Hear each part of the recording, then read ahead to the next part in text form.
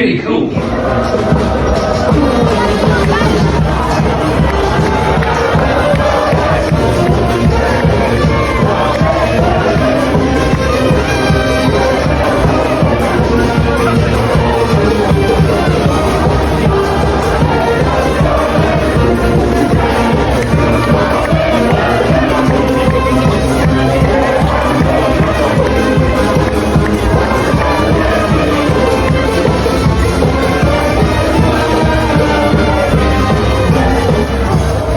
Bonjour and welcome to the Rosbifs Rugby podcast, the rugby podcast talking about French rugby, the top 14, Pro D2, National and all the fun stuff in between, the towns, the cities, the grub and the bars of France. I am Rob and I am doing the intro this week because I am not joined by Richard Croney. Some say that he has gone on a honeymoon 15 months after he actually got married. Others say he did 3 months of being the other half of Rosbifs Rugby and he found my incessant badgering about all things French rugby a bit too relentless and needed a 2-week break in Costa Rica to be cut off from all technology so that he couldn't hear from me. I'll let you decide which one of those is the truth. But I'm not on my own. I am joined by someone who was chosen by Richard. I kind of chucked a couple of options out there and we chose someone for authenticity reasons was your reason for being selected. And I am joined by someone who was mentioned on last week's podcast, Rhys Jones. Rhys Jones, welcome. Hi, Rob. How are you? I'm very well, thank you. It's absolutely great to be on the podcast and know that once again, I'm here to tick the diversity box by being the authentic voice. But, you know, we're like the BBC. We have to kind of squeeze in a regional accent just to keep everyone happy. Yeah, well, I feel a bit like Jonathan Agnew in that big news today that he's re-signed, you know, just to keep the older clientele of BBC Sport happy. But, you know, I'm a long-term fan of the show. I've listened to every episode. I've got all the merchandise, you know, and much as... You know, and as listeners will know, obviously I'm a friend of yours and Richard's, and much like everything else in Richard's life, he's come in for the early part, then gone away, and I'm coming to pick up the pieces. But you know, I'm looking forward to it. I mean, it's a strange time to go on holiday, isn't it? Kind of third week into a podcast. Arguably, if you're focusing on French rugby, the weekend of the year not to go away. You know, kind of before 2 back-to-back weekends of European or Champions Cup action, as we have to call it now. You were selected, Rhys. You were selected for authenticity reasons because you and I, together on a romantic weekend, went to France at the beginning of March. We went to Agen. Well, we went to Montauban and saw Agen's victory against Montauban, and then we were at Toulouse v Castres. And that was your kind of first proper weekend of back-to-back Pro D2 and top 14 games. How did you find it? Talk to me. Yeah, you know, it's my first proper back-to-back weekend. I've seen some great French rugby games live in Toulouse, Bordeaux, but they were more as part of the trips, not the centre of the trip. So it was great to go away and taste it. And it's just, particularly being Welsh, I don't know if perhaps there's something we've lost in it, but there's something I really love about French rugby, particularly I love the game of Montauban because it's just got such an incredible community feel. It's like the whole town is out, the atmosphere's there, and just like families, younger people, you know, all ages are out there. And it's the whole demographic of society, isn't it? Like we were sat next to, how old was that bloke we were sat next to? That bloke, like I was just about to bring him up. You know, he was 90-something, and it was a great story because he'd originally, and sadly his wife had passed, but he'd moved to France like 40 years ago, and he'd been coming with his wife for the last 40 years. And, you know, the whole town's in there, and it's vibrant. It's got that sense of like pride of place. It's not just about the rugby, it's about the place and the connection. And sort of my longing for Welsh rugby is sort of something we've lost. So going over there and experiencing that is just incredible. And I mean, the atmosphere is second to none. The songs, I mean, as I said to you, they're all from the same backing tune, but It's still quality stuff. And I mean, the food as well and the booze. What I suppose you don't get, for those who haven't been out and sampled a weekend, is it's not just the rugby. Obviously, the rugby's a huge part of it, but the before the match, we stayed in Montauban and indeed the Ernest Vallon for a good few hours afterwards, and it is still. You're in the Ernest Vallon until for about 5 hours afterwards. Yeah, and it was, and also, when you're sitting there and you've got the brass bands, and you can really feel the atmosphere instead, and it's difficult not to get into it. But then, you had the Castres band would come over and play with them, and I'm not saying there's rivalries don't get spicy, but there was just that everyone was out to have a good time, soak up the atmosphere. Zero animosity, at the end, lights up at the Ernest Vallon in the après match. Like the people going hardest were still the Castres fans. There's no incredible. Yeah, exactly. It's incredible, and it's rare you'd find that in sort of British sport. I suppose more so in rugby than you would in others. But the atmosphere is incredible, and it's. To be honest, I enjoyed the Montauban match more, which I'd recommend anyone go there. And obviously, my beloved Agen came with victors with a last-minute Thomas Vincent penalty, conversion. Sorry, but it's just it's a really magical day. And I tell you what, if you live in France, that is really something to look forward to every weekend through the winter period, because you just know every Saturday, whether you're home or away, you've got a full day of just atmosphere, great food. Great conversation with people. Enjoyment, it's just pure enjoyment, day from start to finish, isn't it? It really is, and I think as well, my pidgin French is at best, but people just get chatting to you, and they want to get involved, they want to chat, they want to make new friends, and it makes you feel very welcome, even if you're just there for the weekend. So, do you know what? It will not be my last trip away there. I can tell you that for free. Play your cards right, and you might get some inside track on some Rosbifs Rugby tours. But I'd like to highlight that Reese is very much a fill-in for Richard. He has not claimed Richard's spot.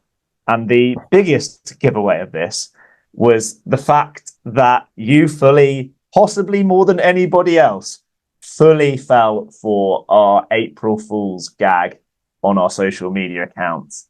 You were full of praise for our supposed contract with TNT Sports. The amount of people that believed it, I'm sorry. So we started last week with an apology for technical issues. This week, I guess we've got a bit of an apology for all the people that believed our April Fools. It is a dream for Rosbifs to be kind of teamed up with whichever broadcaster French rugby moves to and kind of be on the ground reporters or whatever. But unfortunately, that was an April Fool's. And I'm taking it as a big compliment to my video editing skills, which I thought was absolutely budget. And I thought that alone was going to make it obvious that it was an April Fool's, but apparently not. Well, I thought maybe, first of all, is it a crime to be happy for your friends? Well, you make your own mind up, listeners. But second, I thought maybe TNT Sports were going for the more gritty line of something a bit up and coming, a bit more gritty, unpolished. But, also... They should do. If they are to take the top 14 coverage. I mean, we don't know who is going to get, or if anyone is going to take it. I think we're pretty certain it's not going to be Viaplay next year. They have kind of stopped showing as much of it on the actual TV channels. It's still available on the app, but from what I hear, Viaplay are pulling out of the UK generally, not just kind of relinquishing the kind of top 14 rights. And that kind of April Fools, I guess, has some entrees to our agenda. But our agenda generally this week, we're gonna talk about a few April Fools and some good news bits at the start as entrees. We're going to review this weekend's top 14 games. We're then going to dive into Pro Day 2, which is what Reese is particularly excited about. Have a little preview of next week's games in Pro Day 2. And then the big thing is obviously the previews of the Champions Cup games and the Challenge Cup, which we will delve into in quite a lot of detail. We'll give some recommendations for how to have a good day out at some of those French grounds. And we will pepper in a couple of potential double headers you could have done, or you could still do if you are travelling to those places. And because we are going into so much detail, that will be in a separate podcast on our stream, on our feed. So tune into that if you just want the European Cup weekend previews and previews of things to do in France in those cities. And we will, of course, finish off with some Petit Fours and some Digestifs. We do have some voice notes as well from Richard Croney, which will be peppered into the podcast, which are interesting. So, well, even though he's in Costa Rica, we won't be without him, and you will get your slice of Richard Croney this week. But just to kind of segue us into the kind of review of everything, I wanted to look at a few of the best April Fools that I saw on social media. Ours, whether or not people think it was good, I'm sorry to anyone that was offended by it. There was a lot of kind of the quite standard ones from like Rugby Pass and a few of the kind of more mainstream big followings went for the whole 7 nations with Georgia, and actually it's the 8 nations with Georgia and South Africa and that sort of stuff. I quite liked, I think it was Rugby Rama went for DuPont going to the NFL after the news about Lewis Rees-Zammit last week. That was actually quite believable. I saw one of kind of heralding Roman Entomac's return to the Toulouse side, that he was going to make himself available for the Paris Olympics and the Sevens, which would be pretty impressive after such a spell out of injury. Be quite a cool story, but it was clearly an April Fool. But my favourite one was around the GIF quota in French rugby. So the GIF quota, you have to have a certain amount of players in your squad, match day squad, and across an average across the season that have been trained in France, so kind of come through a French academy. There are various ways around it. That doesn't necessarily mean French players. It also means certain French players are not GIF. For example, the most obvious one, Paul Valenza is not GIF, for example, because he joined after he was old enough. And I know Scott Spedding couldn't get a contract towards the end of his career because he wasn't GIF. But the April Fools I saw was that the GIF quota was being expanded to include another quota, which was the mullet quota. Or that's at least what my dodgy French translation was kind of making out of it, based on the photo and the words. And so each team had to have a certain amount of mullets in their matchday squad. And the quality of mullet had to be of a certain level. I think that was Pro Day Dirt News on Instagram that pulled out that one. I enjoyed that. And also there's a really easy way to fill that, right? You just Mullet. You just charter a plane to Perth. You just sweep up everyone who's working in the mines because everyone there is knocking a mullet on the tash. Well, presumably, yeah, but you've got to fulfil your mullet quota alongside your GIF quota. So you actually need to kind of go to the outback and just sweep up like 16-year-olds that look like they might be good at rugby, and then bring them over. Well, I suppose... Or go to Devon. Devon will work as well. I mean, you've only just got to knock around a few of the rural areas. You're going to pick up some general monsters that have got a mullet, and I think, you just hope for the best then. But I think it's a nice touch, I quite like to see that in. Yeah. I mean, luckily, neither of us are rugby players looking to play in Pro D2 or the top 14, because we would not be GIF or mullet. No, my mullet days are long past me, it's fair to say. For those listeners, I've got the old Prince William on top, just with a little less. So I won't be quite cutting the mullet look. But, in happier times, I might have made GIF. And then the big news, which was real news, and everyone because it came out on the 2nd of April, and there was a lot of stuff on Twitter about whether it was kind of the timing of it. But it was quite a shock announcement from Poe and Sam Whitelock about his retirement. So he signed a 2-year contract, which started after the World Cup. So in theory, he is at Poe until the end of the season in 2025, so summer 2025. And he announced this week that he will be stopping at the end of this season. He's retiring. He said that he wanted to go out when on his terms, and I think there's a sense that he felt like he was declining. It was interesting because his brother actually signed a contract extension. His brother, who captains Poe quite regularly, I think he might be the official club captain. It's either him or Gorgadze maybe, but he announced his retirement. So it's obviously not Sam Whitelock being disgruntled with Poe or not having a good time because he's there playing there with his brother. I think it is just his body starting to give up. And a lot of the reaction online and on Twitter was very much like, hell of a shift, mate. Thanks for the memory sort of thing. Like, New Zealand's most capped ever player. Pretty good shift, regardless of what you've achieved. You know, he was a point away from being the first player to win 3 World Cups. He's appeared in 4 or 5 World Cups, 4 World Cups. 4 World Cups, yeah. So 3 World Cup finals. 3 World Cup finals. I think he's the first player to play in 3 World Cup finals, at least, yeah. Yeah, and obviously then they got, bronze in 2019? Yeah. And I think the youngest New Zealander to reach 100 test caps. See? I think so, yeah. He's still like 30. I think he is now like 35. But for a long time, he was like, how is he still that young? Yeah, it's like, do you know when you're a kid and your parents seem to or your grandparents or whatever seem to stay the same age every birthday? But he is, he's one of those players. And it's great to see somebody who realizes the pressures in their body, wants to go out when he's still at the top. But he's such an iconic player, right? A proper lock forward. The partnership with Roddy Italic is sort of one of the great lock partnerships. And it's one of those things where it's so sad to see somebody of that ilk and somebody of that achievement retire. But as you say, it's sort of you summed it up quite nicely in the Twitter thing there. It's a hell of a shift.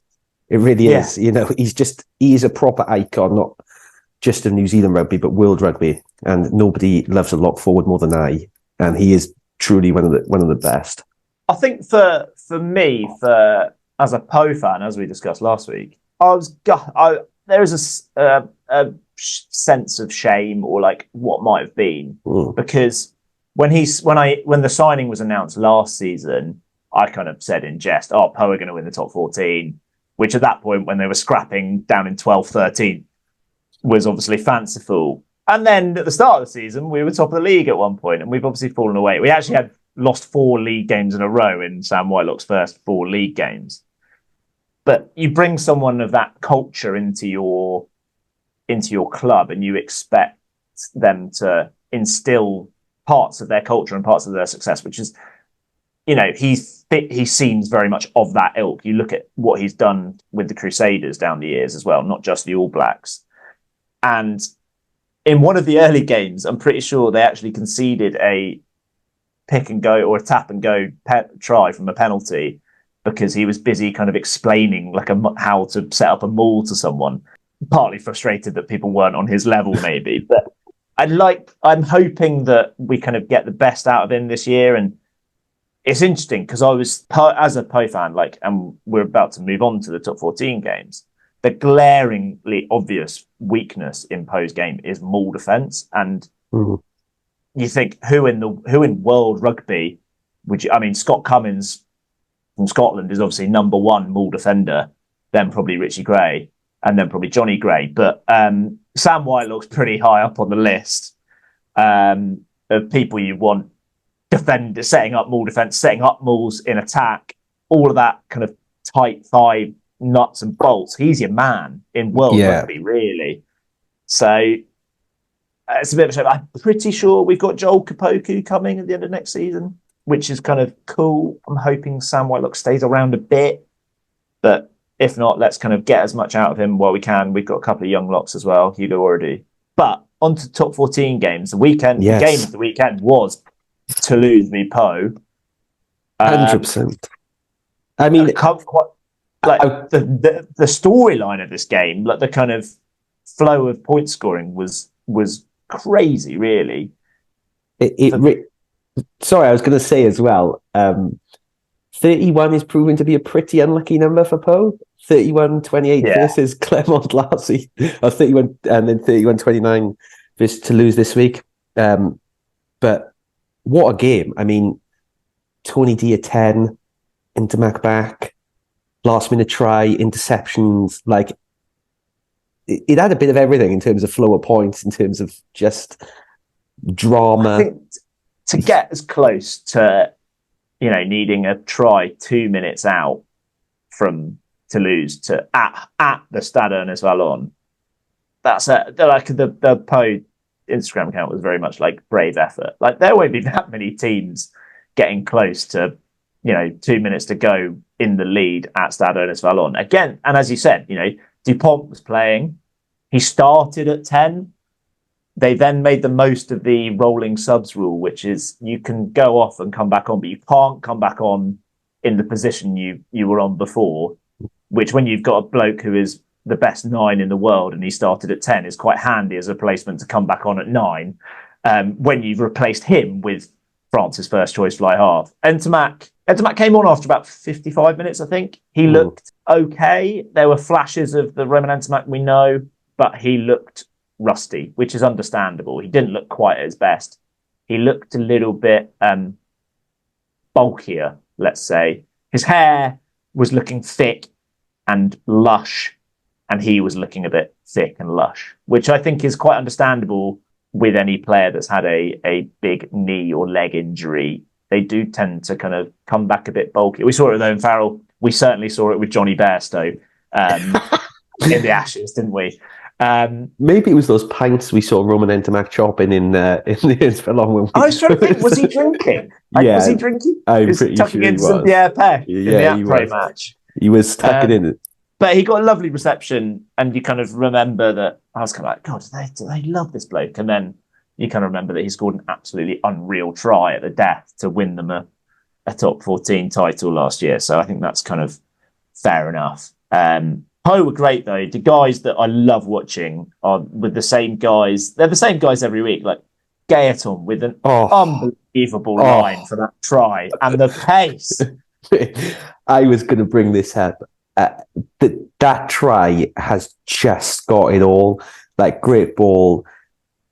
As he goes into tackle, no look past that, the lie. It's the Cron Desprez Gaetan. It's just the slickest move, and the pace, the line is actually mouth-watering, and sort of that dream 10, 12, 13 link up, and it just worked perfectly.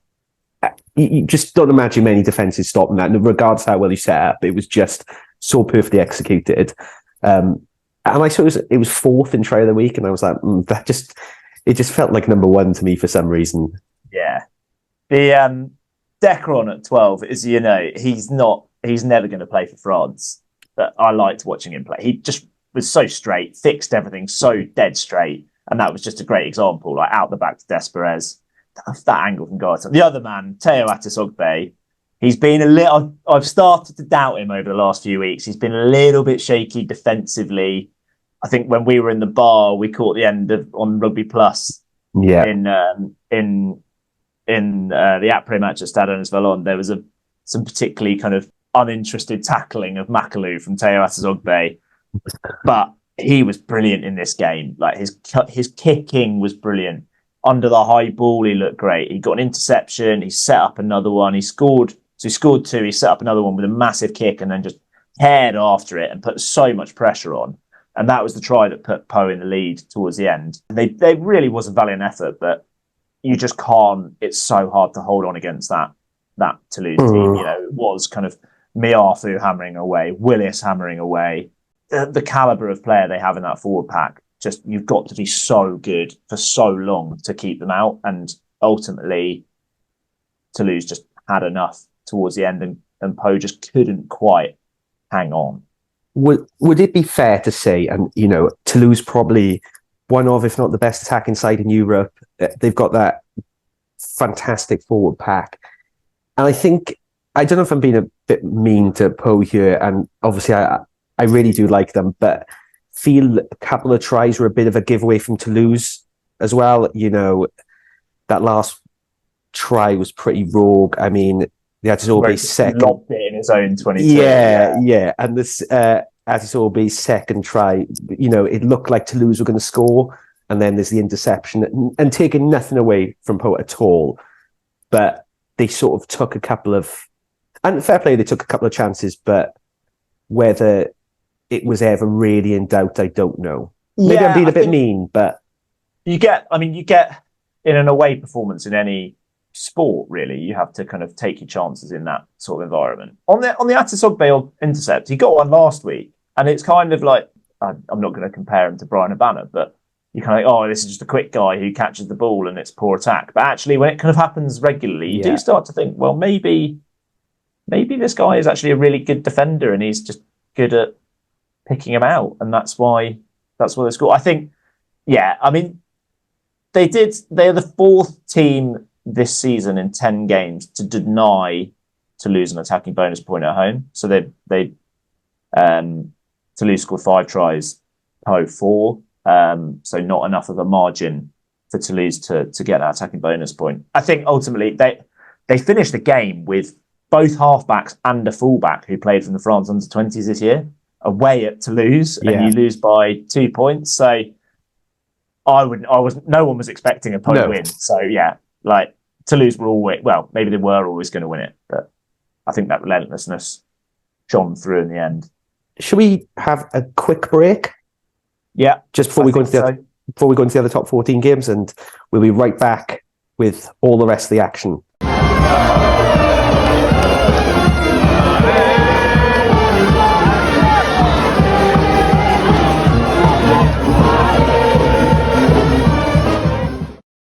So I think we've done Po v Toulouse or Toulouse v Po in quite a lot of depth. Were there any games that stood out to you? Actually, should we hear from Richard Croney first? We do have some voice notes. Yes, let's hear from him. Let's see if we can get these to work for you. Hello, mate. Trust all well. I thought I would take a couple of minutes out of my very busy pina colada drinking schedule to give a few light on detail, high on opinion thoughts about some of the rugby over the last few days. Did you hear that? Yeah, I could hear that perfectly. So I think so. Perhaps listeners will be chuffed to hear that they're going to get some Richard Croney related content all the way from Costa Rica. My big challenge to you is whether you can hear the panting, which grows increasingly heavier the more these voice notes go on. But we're gonna get his thoughts on one of the top 14 games first. Firstly, having obviously seen none of the rugby, a massive shout out to Stade Francais for their, whatever it is, 5th, 6th, 7th away win, descending top of the pile. What a season they're having. Really effective, very clever players, obviously doing something right.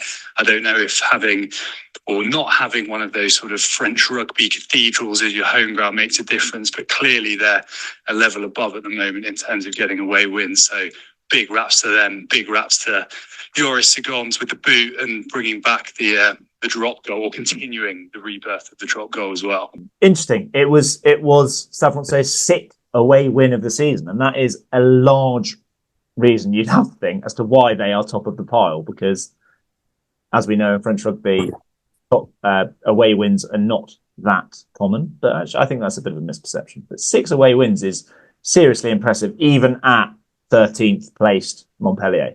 Did you catch any of this game, Reece? Yeah, I caught a little bit of it. I mean, mostly the highlights. Yeah, I did. I think not. How long were the highlights? 30 seconds? No, the highlights were about 7 minutes, mate, but because there was not a lot to watch in this game. I watched this game either side of Harlequins. So I watched the first half, and then I watched Harlequins v Bath, and then I watched the second half. Harlequins Bath was like 33-3 at half time. Harlequins had 40 points to 3 up, and they ended up hanging on for victory at the end. It was one of the wilder games, and to watch the contrast in that game and Montpellier 10, Stade Francais 12 at GGL Stadium in Montpellier was quite some contrast. I mean, to be fair to Stade, I mean, Richard obviously really insightfully said they're obviously doing something right, which has probably hit the nail on the head. Perhaps not as flashy as some of the other big beasts in the top 14, but they're just getting the job done, aren't they, week after week. Not a great, it's harsh to say not a great result for Montpellier, but it's, with Perpignan winning, it's put them just a couple of points behind in 13th. Do you know what I know? It's a weird one, isn't it? Like, in isolation, the 13th place team losing by 2 points to the top of the league at home. In any other league, it's like, it's good effort. But it's just the names at Montpellier and the money behind it and everything we know about Montpellier, and the fact they were kind of looked like they were on an uptick. I don't know whether it was a horrible game. Like, maybe they just lost to a good team, and it was a pretty scrap. It's pretty hard fought win for Stade Francais, and Montpellier perhaps made it hard for them, or I don't know. It's quite hard one to interpret because of the basket case that is Montpellier. I was going to say, Stade are a really good side, and most other leagues you chalk it up to actually put in a good performance to get that tie. It's quite an attritional game, but Montpellier flattered to deceive quite a lot, don't they? I mean, should be doing better than they are, but I don't know if it's not a good weekend for them. Like it is, because the other teams won at home. They won games at home to higher ranked teams, and that does leave them 4 points adrift of Lyon in 12, which is not miles with 6 games to go, obviously, but it's a gap. It's a gap that they wouldn't want. It's a gap they wouldn't want, and it's always difficult to make a lot of points up. I think away from home, by and large, I know there's a conversation to be had about whether it's a misconception that most people lose when they're away, but the stats tell you they generally do. So where they're going to pick up these points where Lyon, Perpignan aren't. Also, interestingly, I don't know if you know this, and I sort of got this in my reading earlier this week. Richard obviously had quite a bad time at Montpellier, as I recall, or on the way to Montpellier. Interestingly, do you know Montpellier is one of the leading places in France for making violins, which seemed quite apt given Richard's woes there, and sort of a little bit of a metaphor for Montpellier's woes a little bit as well, because they've got some of the names, they've got the money back in, and they just can't quite get the job done. So I thought that was quite a nice metaphor for both Richard's time there, as he likes to talk about it quite a bit, and also their season thus far. Yeah, a bad weekend. I don't think we're not writing Montpellier off yet, because there's still a decent amount of time to go in that relegation scrap. Yeah, I tell you who, if we moving on, who we can write off. I tell you, I'm going to move on to a different game. Yeah, go for it. Because I know where you want to go. But a point that Richard made there is Stade Francais don't play in one of the great cathedrals of French rugby. The Stade Jean-Bouin is a new stadium. It's very pink. It looks very cool, but they don't sell it out. It's not this kind of fortress that packs out every week with a loyal fan base. Like those Paris teams just don't have that sort of support, which brings us on to one team. And does that correlate to their good away form? I know I've heard other players, so Jim Hamilton talked about it with his time at Gloucester. The Shed was amazing. King's Home generally was amazing. They could get up for home games so easily because the passion of their fans, it was sellout. It was ferocious support. And then away, they just didn't have that inspiration, and they struggled away from home. Stade Francais kind of don't have that. Maybe that's part of their reason, as well as their good coaching and teamwork and structure to their game. Maybe that's the reason why they're doing well away from home. One team who has not won away from home all year, and in fact has now lost a home game, albeit away from their home stadium where they are unbeaten, is Bayonne. So it's the kind of flip side of that. Is it? And everyone knows that Bayonne's support is famously good. And is that actually hampering them anywhere other than Stade Jean-Bouin? But here are Richard's thoughts on that. A little bit of a whinge now. And that's to a club that we all really love, admire, amazing fan base, amazing ground, amazing part of the world. But Bayonne getting absolutely humped. Home-ish in San Sebastian. Slightly concerned, albeit the game against Po last year was a little bit narrower than defeat this time round, but slightly concerned that night fixture is going to get shelled if they keep acting up like that. I'm not angry, I'm just a little bit disappointed in them, and hot off the press, or hot off having a flick through Rosbifs Rugby Twitter this morning, it appears that the aforementioned Joris Sigons has just signed a 5-year contract there. Maybe they've seen what he's been doing in those away wins for Stade and think that could be the stardust, but I think that's something they've got to address. Yeah, Joris Sigons was there. He was in the crowd watching his new team for next season, which I found quite interesting, that he's a current player just going to watch his new team with quite a decent chunk of the season to go. But I think it kind of sums up that are they just so reliant are Bayonne so reliant on Stade They, bearing in mind the amount of hype that was on their social media last week for this, and for the more than just last week, like a lot of weeks, they really just did not show up. They looked so not up for it. You know, they looked a bit heavy, and I kind of thought, well, maybe they've just kind of got a bit too big on foie gras à la plancha and mushrooms and chocolat on steaks in town with a few too many pinchos and some Basque cider at lunch, and they've kind of rocked up to the game a bit heavy because they just look so off the pace. I think it must be said that the quality of the Toulon team generally, but the Toulon backline was just, this was kind of dominated by their forwards, and their forwards were brilliant. But Serran at 9, Bigger at 10, Payao at 12, Fayanga Nuku at 13. You had Villiers on one wing, who was excellent. You've got Jaminet back in form at fullback, and then Tuifulu on the other wing. Like, that is a star-studded backline by anyone's books. And it was a pretty much all international front row, not far off. Teddy Bobigny, the only one that hasn't played international rugby. So it was full of stars. They sent their A-team, and their A-team fully delivered. They were brilliant. Yeah, I caught quite a lot of this game, and I got to say, Bayonne did look, I mean, I can imagine you and Richard crying into your Easter eggs over this one, but Bayonne really looked off the pace. But to be fair, they got thumped by what is a very large pack. You know, that back row, you got Dupreez, Abadi, Olivon, you know, you've got... Olivon looks big all of a sudden. Yeah, like... it really... And do you know what? I'm going to float the Dan Bigger, fly the Dan Bigger flag here, but, you know, Bobby Serran and Dan Bigger, that's a great half-back pairing when you're really on the front foot with a lot of big forwards. Like, it really is. And Serran in particular, he looks so good both of the last 2 weeks. I know he's been behind a pack that's been monstrous, but still, you still have to do the job, right? I it's very easy to say sometimes that, you know, I could do a job if I had that pack, but you still have to do it. And they just, as bad as Bayonne looked, I thought Toulon looked so good. I mean, also, but just quickly discuss friend of the show who came off the bench. Line out a bit improved this week for Toulon. Did he play? I think he won a line out. Yeah, he came Jack Singleton did win I've got that in my notes. Singleton won a line out! ! Yeah, I thought you'd enjoy that. He's a real friend of the Rosbifs podcast. And, I've heard he's a great bloke. I'm just really worried about. You know what?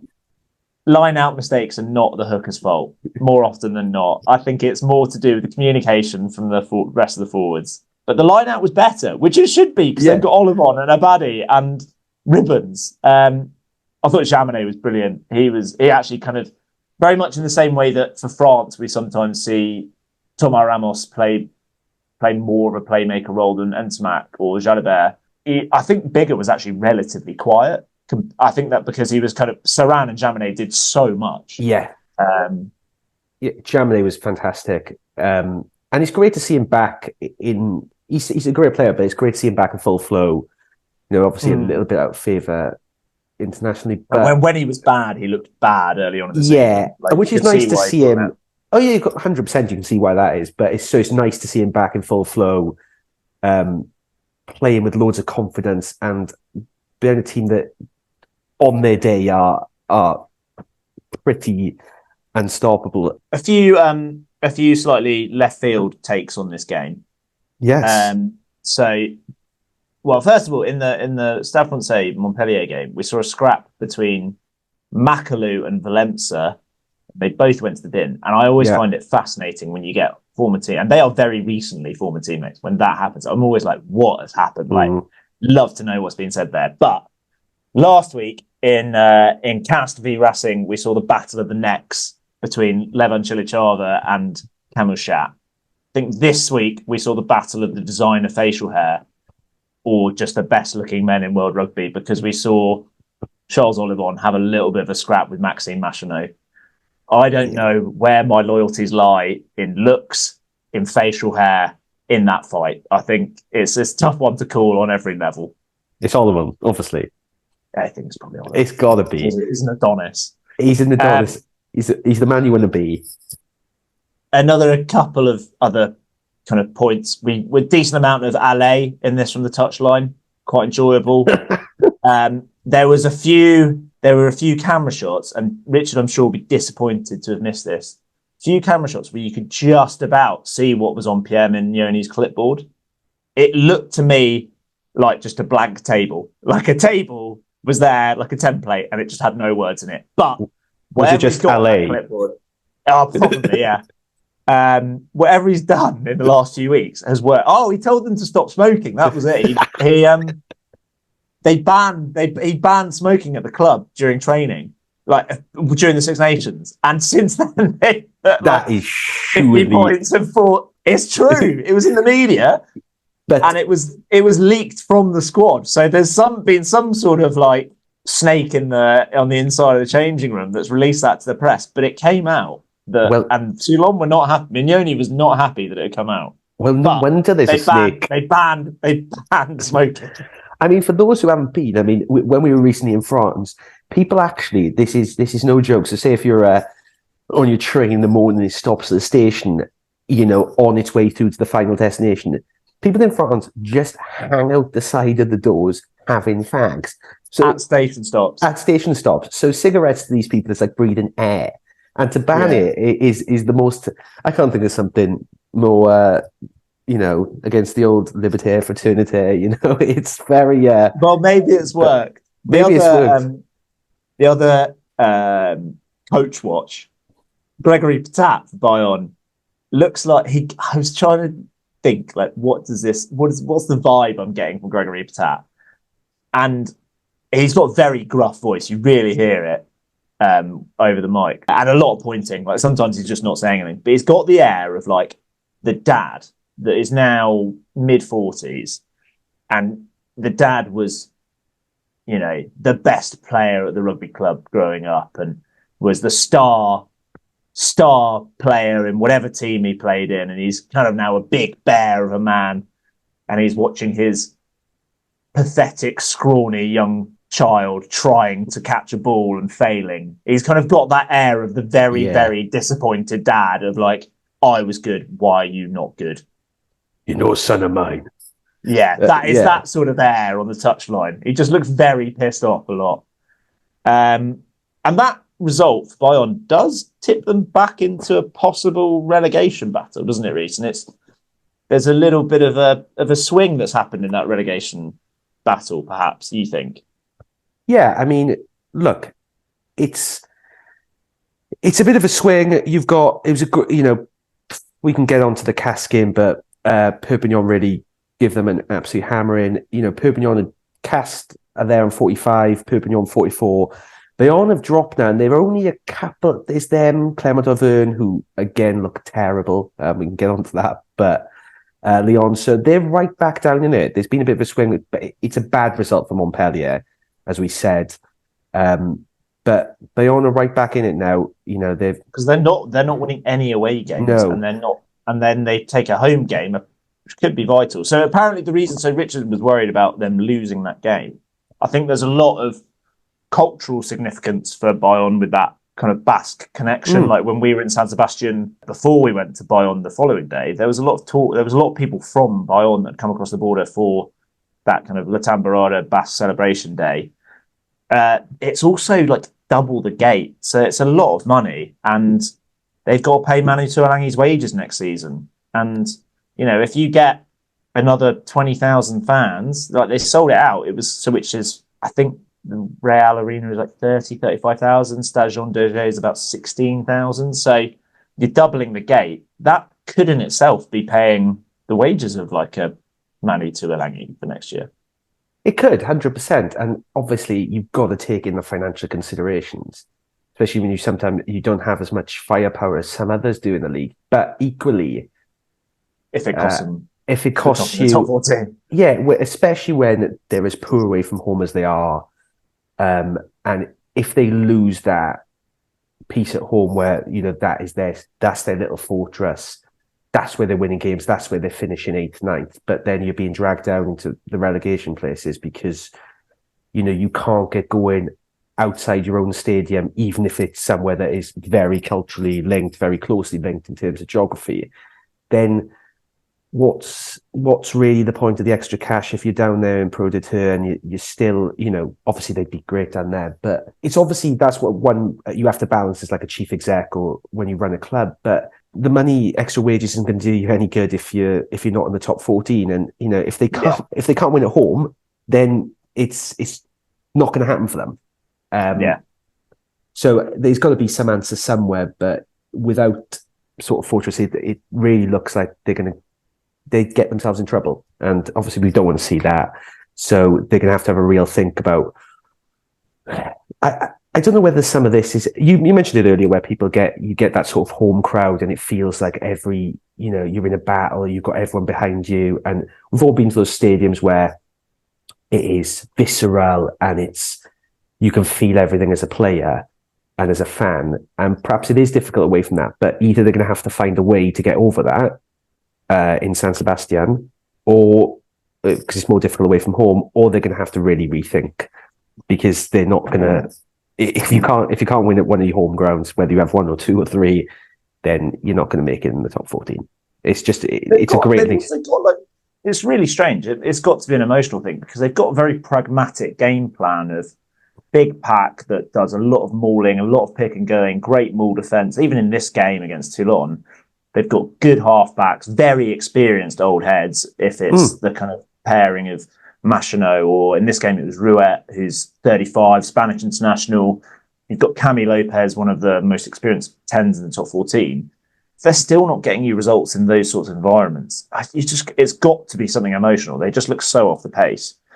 A team that doesn't look off the pace at the moment is Perpignan. I think that, from what I saw of that game, they look like they played total rugby. Like, from a team that has been languishing 13th the last couple of seasons, they're now in 9th, and they're looking up. The barrage is Bordeaux are only one win away in 6th, which is remarkable to think where those two teams were 4 weeks ago. They're looking great. Tommy Allen didn't even play as well. It was kind of, Solo Tuilagi was on the bench, so it wasn't like the kind of two players they've been relying on were playing.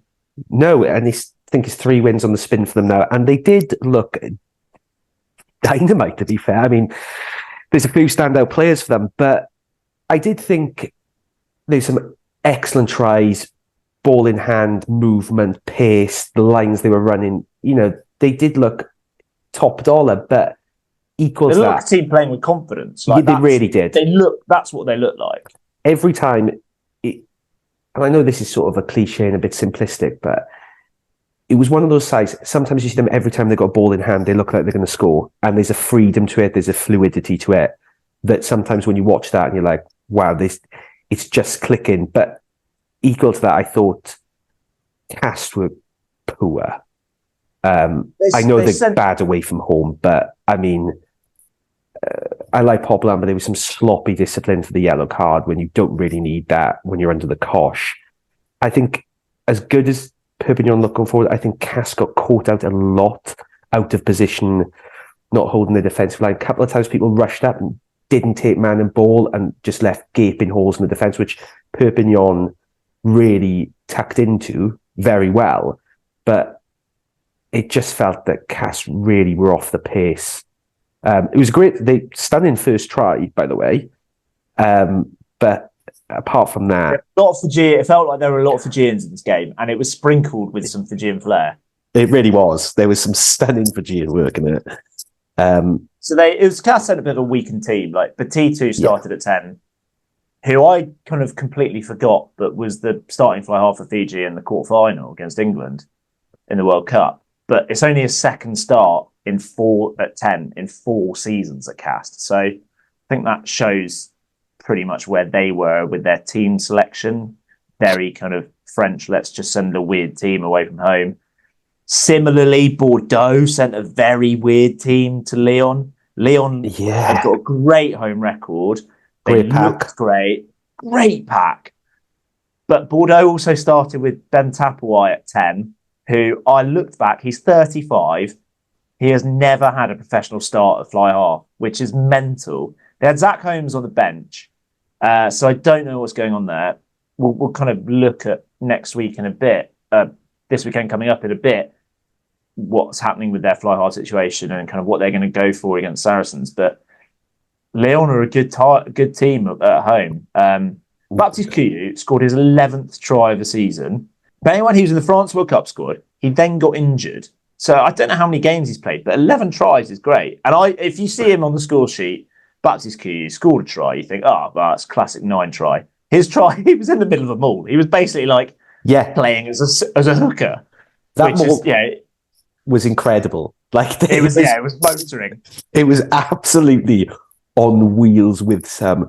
That first 30 minutes, I think they were something like 17-0 up. And I mean, obviously, the scoreline I think ended 27-10, but that first 30 minutes, that pack was absolutely motoring. That morph, that try. And as you say, it's a great pack, but they're a good outfit. They're really solid at home. They've got a great set of forwards you can really rely on. But Bordeaux obviously did not put out their strongest before. The one thing I did want to raise, though, is the trucker hat on your man from Lyon, the coach, Gengenbacher, is it? Have I got that right? Have I said that right? I don't know. Yeah, probably. Yeah, I don't actually know. So he wears this trucker hat and he looks a bit like a cross between... Have you ever watched The Punisher on Netflix? No. He looks like a cross between he looks like a cross between Louis Polina and Vin Diesel. And it's really... We'll go back, honestly, you won't believe it. But there was also a comedy interception try in the 80th minute where it was like fumbling around. It was just like, I think in Niyashvili at the end, it was absolute comedy stuff. So, but that kind of it was actually a fairly even game, and that kind of put a bit of a slant on the scoreline. Perhaps kind of wasn't there. But yeah, I think Lyon's team is so young. Like Niyashvili's 21. Feels like he's been around for ages.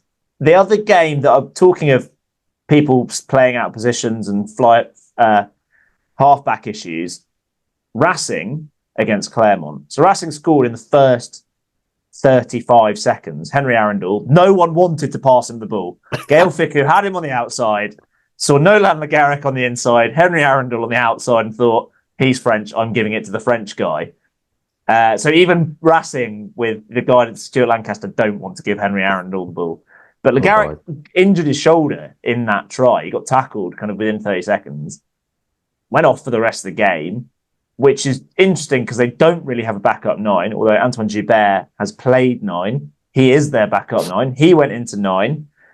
Tristan Tedder came on, who played brilliantly. He's done a pretty good job filling in at 10 for someone that's the amount of star signings they have at Racing.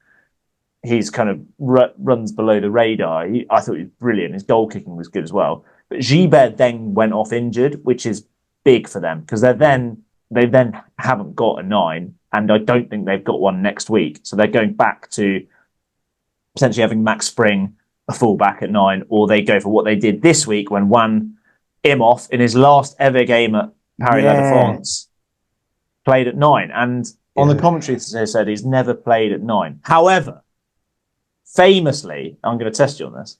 Famously, he played at 9 in a top 14 final. Oh. Do you know which scrum half was on the bench? So Maxime Machineau got sent off in like the 10th minute of the final. And instead of bringing a 9 off the bench that they had an international 9 on the bench. They actually moved Juan Imhoff to 9 for the rest of the game because they didn't want to use up the substitution. And they'd seen that Imhoff had played 9 in some sevens games. Do you know who that international 9 on the bench that wasn't pulled into the game, and they decided that Juan Imhoff was a better scrum half option then? It's someone you are well familiar with and a distant relation to one of our friends. No, not Mike. Yeah. Really? Yeah, Mike Phillips was on the bench and they didn't bring him on.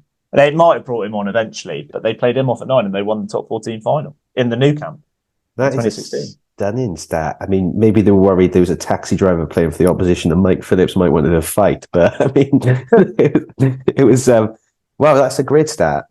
Cool, Mike. But I don't know what we'll move on to. We'll look at the European Cup games next week in a bit. But also Jordan Joseph giving them a lot of big unit, had so much promise a few years ago, had a few issues with injuries, had a really good loan spell at Poe, has had a few more injuries, but he looked massive.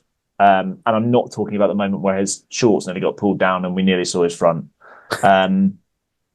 But yeah, he was great, and he's the kind of physicality they need at Racing, which is something they don't have a lot of. Clermont weren't terrible, but they're just so reliant on their ball carriers, which I said last week, Yato and Moala. And I didn't watch I've not seen any of the La Rochelle Oyonnax game, because why would I? Yeah, I watched a couple of little sparks of it. There is obviously Oyonnax down, the Beethoven death march is on. But what I would say is just having had a little look at it, there is a great try from Thomas Bayonne where there is, which I'd love to see, the head-to-head little, I love a flanker with a little grubber. It's a stunning try. I think that was number 1, wasn't it, this week? I think it could have been. It was everything about it. There was take the high ball, pop.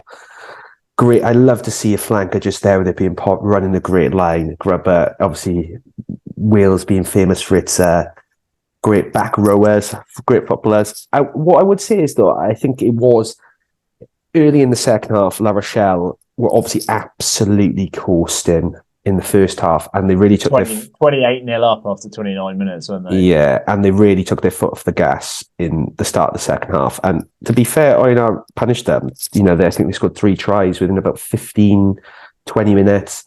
La Rochelle turned it back on. But it's nice they didn't go down without a fight, and they did come out, and that might be more La Rochelle taking their foot off the gas, but they did come out fighting. But obviously, I think it's fair to say they're going to be down in Pro D2 next year. Right, we need to talk about the exciting stuff, which is Pro D2, because it was a fascinating weekend, which is coming up after this.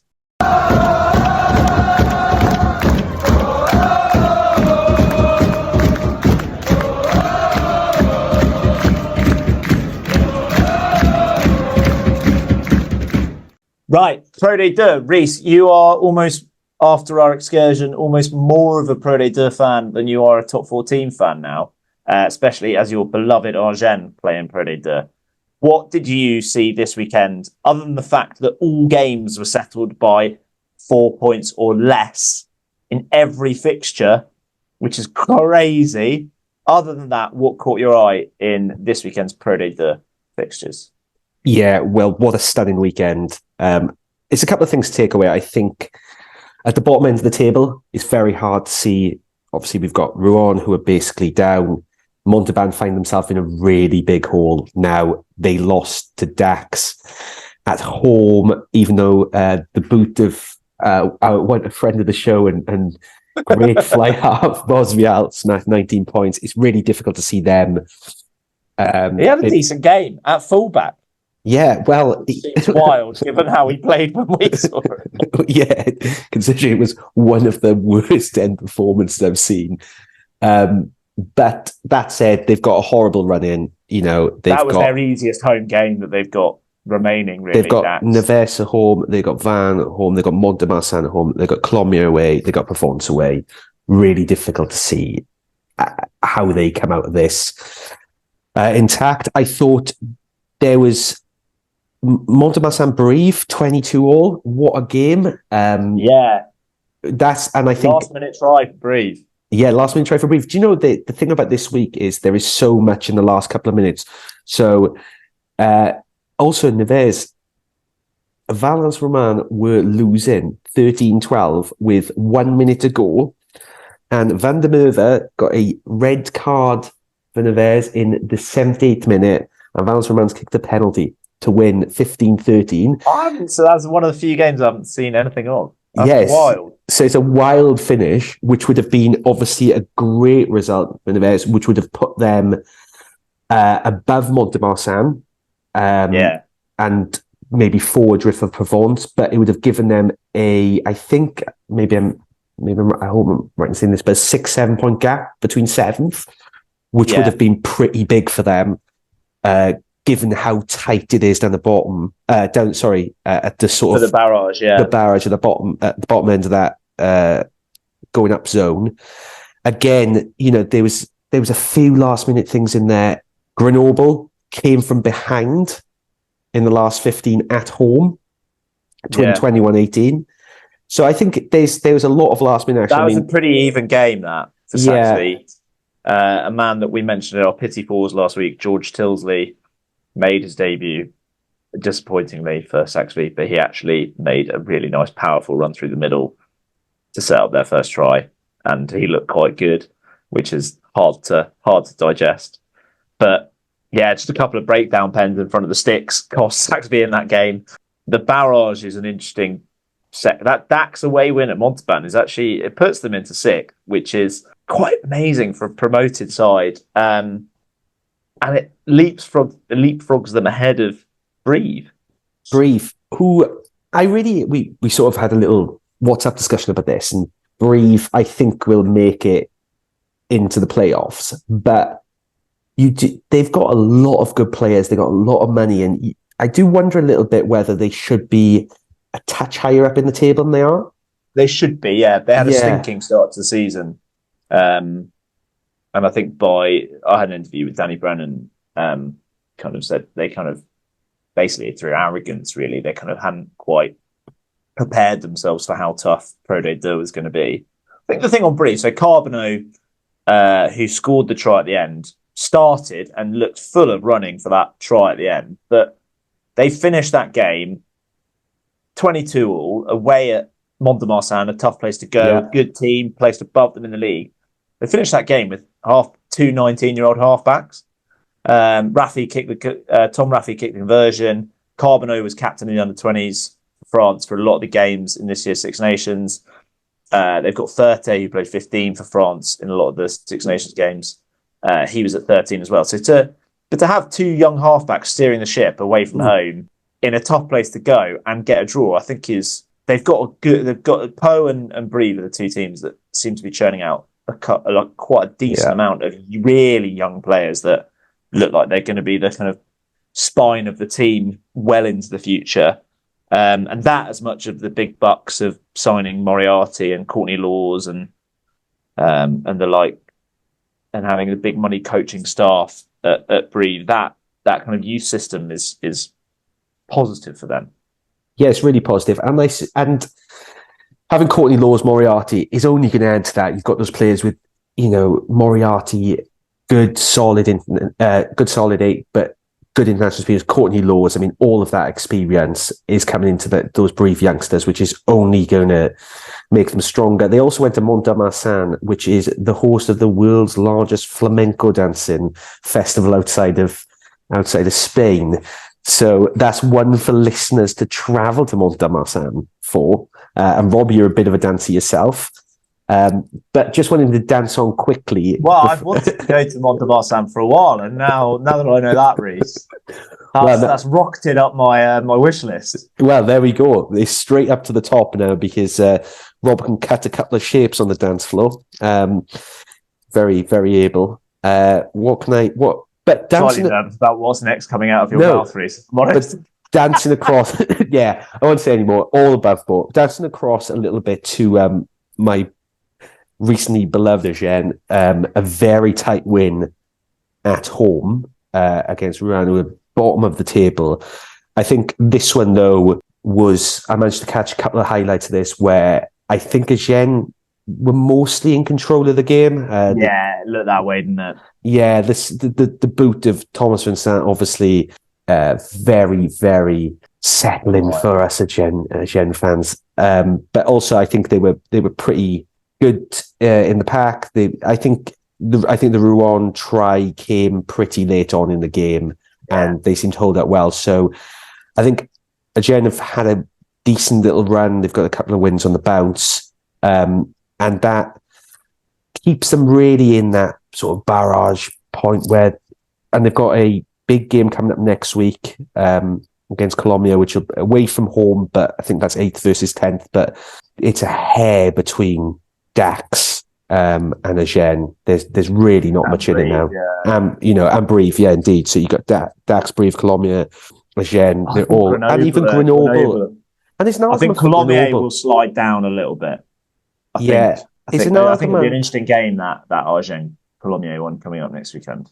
Yeah, Colomiers, obviously the place where one of my favourite all-time rugby players started his career, Yannick Jouzion, before he went to Toulouse. He had a couple of years at Colomiers, obviously the same city. But that is going to be a really interesting game. Grenoble, I think, is a really interesting one because they're away at Nevers, and obviously they had the points deduction at the start of the season, but have still got themselves into a really good position where they're still really pushing for that promotion spot, or the playoff spot, sorry, I should say.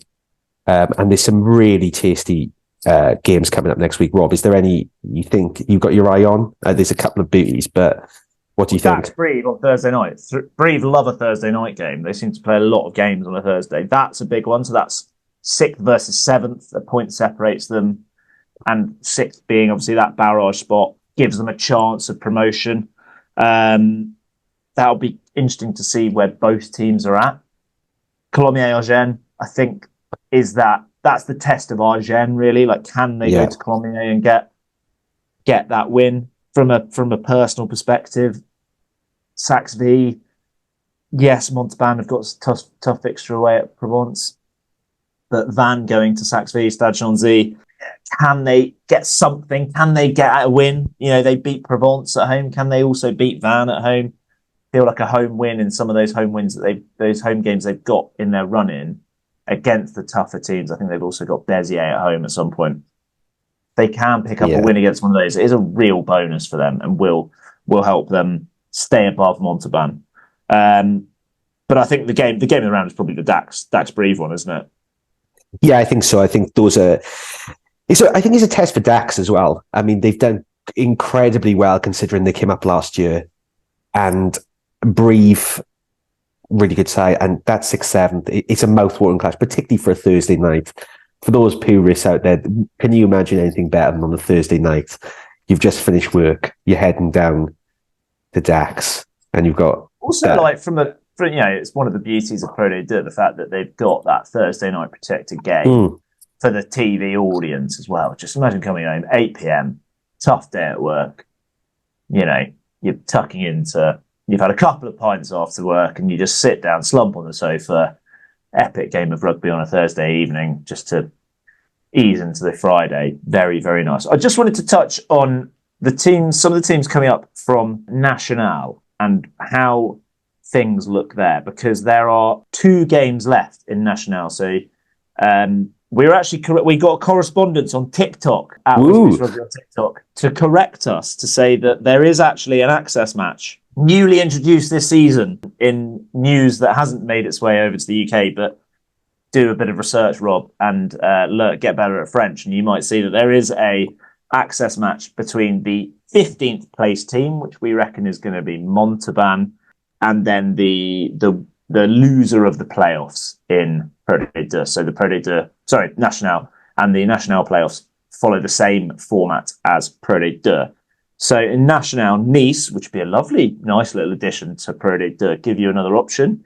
They are currently top on 87, albeit on 86 in second. However, they have in their fixtures, their Blognac fixture. So they have effectively played. That includes their points for the win against Blognac in a game that hasn't happened yet and won't ever happen. Whereas with 2 games in hand on them, Narbonne are 7 points behind. So Narbonne, in theory, could easily overtake Albi, even though there are only few games left. Albi, if they do end up replacing, if the access match ends up being Albi versus Montauban, that's basically, geographically, that's not far off a like-for-like replacement. So I'm happy with that. Nice little addition. Maybe even a little trio if the fixtures fall of Albi on the Friday night, Montauban and National on the Saturday, Toulouse on Sunday evening. Or you could have, similarly, Thursday, Friday, Saturday, maybe even Sunday if you get lucky. But that's kind of an interesting one. Narbonne, one of the great teams historically. former winners of the Challenge Cup, I think they are. Yeah, 2001. Yeah. I think was, 2001? Yeah, pretty sure it was. And Carcassonne are just about still in the reckoning for that's the second spot, which would be a home semi-final, skip the first round of the barrage. Although Narbonne played Carcassonne on the last weekend. So that is interesting. No, this weekend, sorry. So that'll kind of sort it out a little bit. Nice also play Albi in the last round. But it's some pretty interesting venues. They're all kind of roughly in the same area-ish. Nice is a bit further out, but Narbonne, Carcassonne and Albi kind of all relatively accessible to each other. All places that I would love to go and watch rugby. We had obviously an accidental detour to Carcassonne.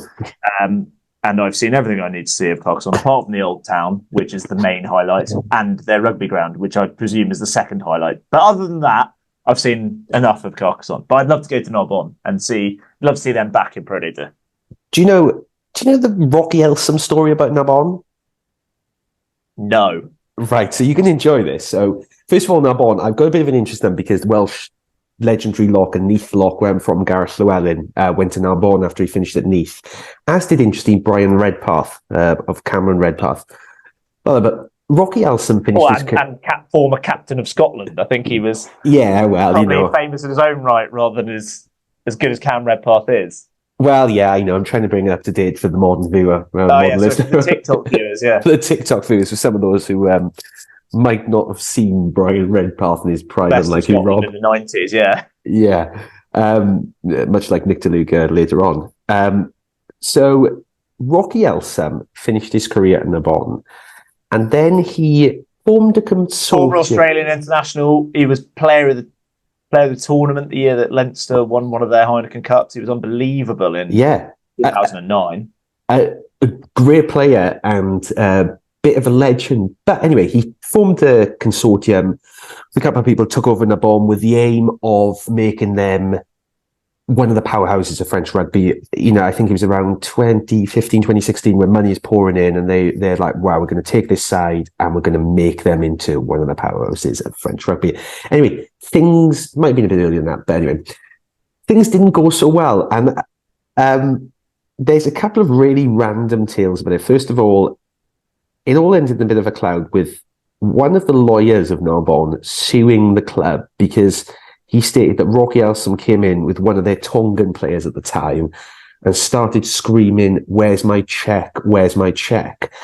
And then it all sort of got a bit murky about where money went. It ended in administration, huge debts. But I think this is a quote that will really sum it up by a writer at the time, writing for the local paper, who said, "We have never seen such a secretive president. His media revelations were as rare as those of the Queen of England. He appeared at matches. He appeared the last moment just before matches, pretending not to speak French," which I think is a very Australian thing to do. And then he finished with a slightly sort of small town mafia quote of, "He's left for new mysterious ventures. Who can know where he is right now? He's certainly not reappeared in Narbonne." So it's a weird tale of somebody who obviously went in there and it all ended a bit in catastrophe, and they've made their way back over the last sort of 5 years into a bit of a better place financially. But it's supposed to be a great place. So it'd be great to see them up there from a great part of the world as well, or a great part of France, and with lots of links to other lovely locations to go to, as you pointed out. Yeah. Well, former European Challenge Cup winners Narbonne leads us nicely into an exciting weekend of European action, which is coming up. And that's what we're all really here for. We've filled a lot of time with some of the brilliant stuff in French rugby, but this is where France meets England, France meets Europe, France meets South Africa now as well. So coming up, we are going to preview the Champions Cup games just after this.